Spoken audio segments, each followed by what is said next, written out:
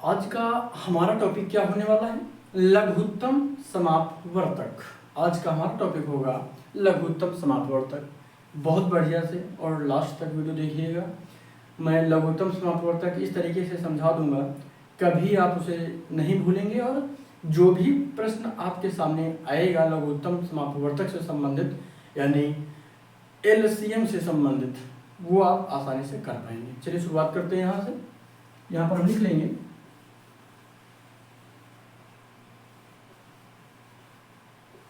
हम यहाँ पर क्लास 6 के लिए पढ़ने वाले हैं।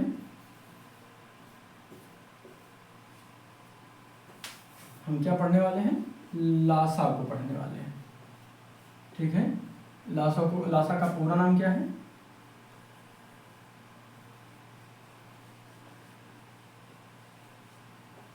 लघुत्तम समापवर्तक। ठीक है, इसको इंग्लिश में क्या बोलते हैं? LCM, यानी इसको क्या बोलेंगे? लोएस्ट, कहीं कहीं पर लिस्ट भी लिखा हुआ मिलेगा तो कंफ्यूज मत होइएगा। लोएस्ट कॉमन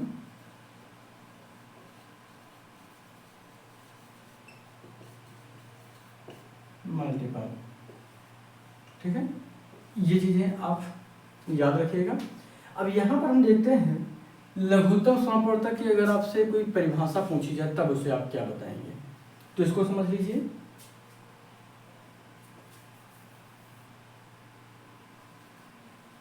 वह छोटी से छोटी संख्या, छोटी से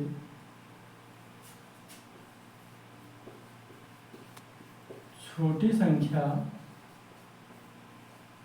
जो दी गई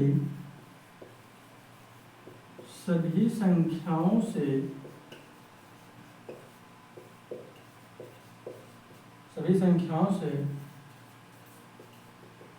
पूर्णतः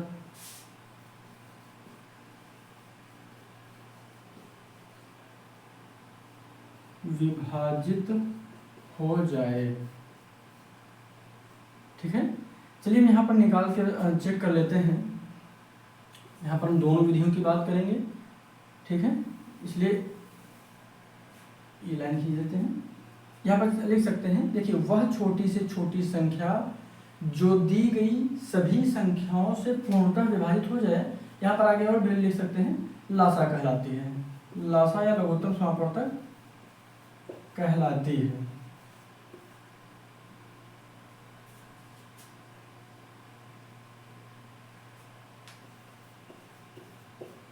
वह संख्या क्या होगी? लासा होगी।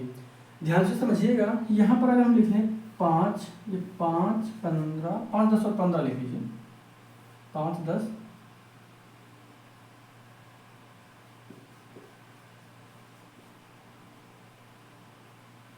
और 15 का लासा हम निकाल लेते हैं। यहाँ भी 5, 10 और 15 का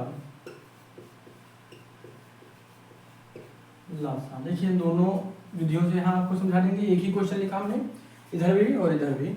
यहाँ पर भाग विधि से और इधर गुणनखंड विधि से, दोनों ही तरीकों से समझा देते हैं। किसी भी विधि से आप निकाल सकते हैं। आंसर पर कोई प्रभाव नहीं पड़ेगा। जितना आंसर भाग विधि से आएगा उतना ही आंसर गुणनखंड विधि से भी आएगा।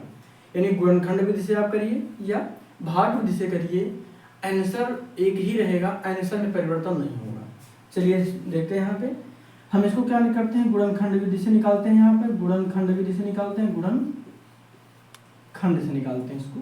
जैसे 5 के अगर हम गुणनखंड करेंगे तो अभाज्य गुणनखंड की बात कर रहे हैं, ध्यान रखिएगा। 1 गुणे 5 होगा। और उसके बाद अगर हम 10 की बात करें तो क्या होगा? यहाँ पर 1 गुणे 2 गुणे 5 होगा। एक सभी संख्याओं का गुणनखंड होता है, ध्यान रखिएगा। उसके बाद 15 की बात करें तो 1 गुणे 3 गुणे 5 होगा।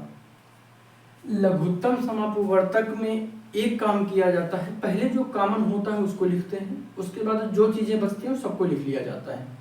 या फिर दूसरे रूप में इसको कह सकते हैं, पहले हम इसको घात के रूप में लिख लेंगे, जो बड़ी घात होगी उसको हम कॉमन मानेंगे और नीचे लिखेंगे, ये भी हम कर सकते हैं, तो उसमें भी कोई दिक्कत नहीं होगी। चलिए अगर हम इसको देखें तो यहाँ पर कॉमन क्या है, 5 है, ठीक है, तो यहाँ पर लिख लेंगे एक कॉमन है तो एक यहाँ भी कॉमन है ना, देखिए एक भी तो कॉमन है, एक गुणे, फिलहाल नहीं लिखेंगे तो भी कोई दिक्कत नहीं, क्योंकि ये जब लघुत्तम समापवर्तक निकालते हैं, महत्तम समापवर्तक, तब वहाँ पे जरूरत पड़ती है। फिलहाल लिख लेते हैं इसको, 1 5 गुणे, अब जो बचा उसको लिख लीजिए, 2 बचा है, 2 और कितना बचा है, 3 बचा, 3 लिख लिया, ठीक है।